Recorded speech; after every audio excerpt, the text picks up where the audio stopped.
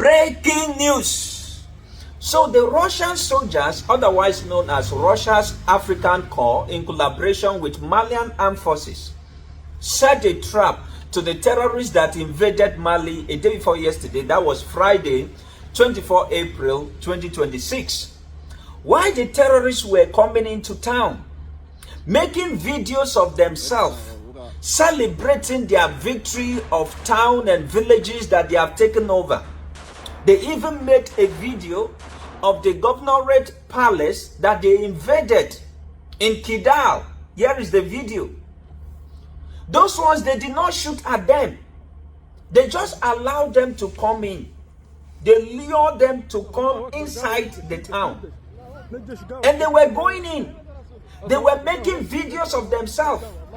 The Malian armed forces were just sitting down somewhere, observing them. The Russian soldiers, those ones, they were well prepared, waiting for them, luring them in.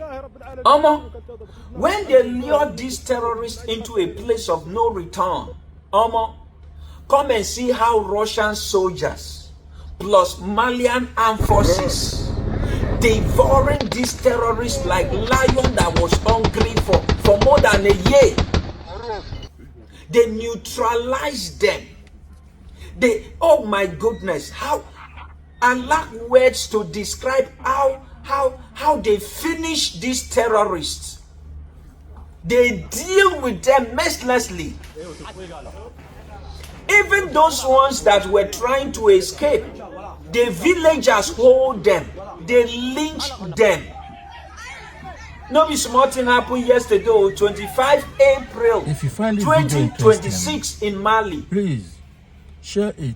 Put down your comment my God. And share to if your you friends see the body so of these terrorists on the street of Mali, you are likely to see their body lining up from the beginning of one street to the end of the same street. Their body litters everywhere.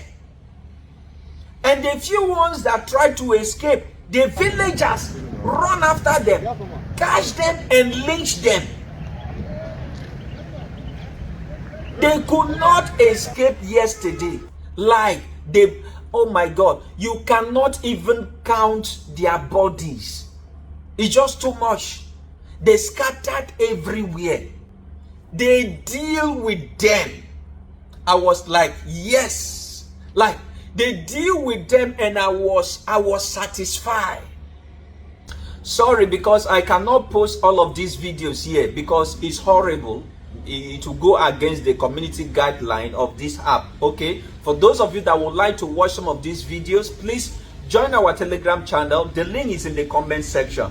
But before we go, let's watch this interview so that you understand what is going on in Mali. Let's cross live now to Professor Franklin Niamzi, president of the African Freedom Institute. He's joining us from the capital of Mali. Welcome to the program, sir.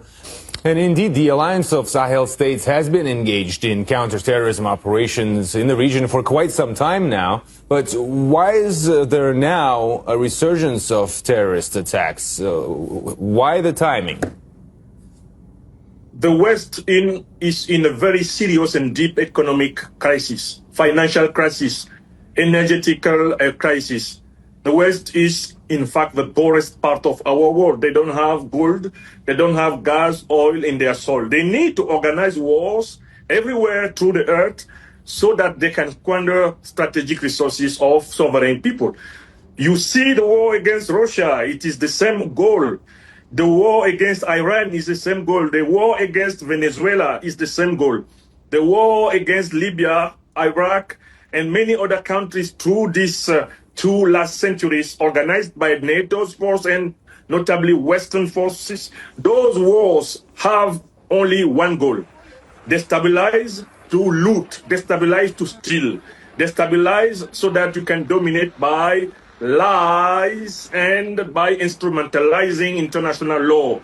So Africa is in a very serious fight, a very serious struggle. Is the struggle for its true sovereignty, the end of the influence of post-colonial forces, neo-colonial forces, and preceding colonial powers.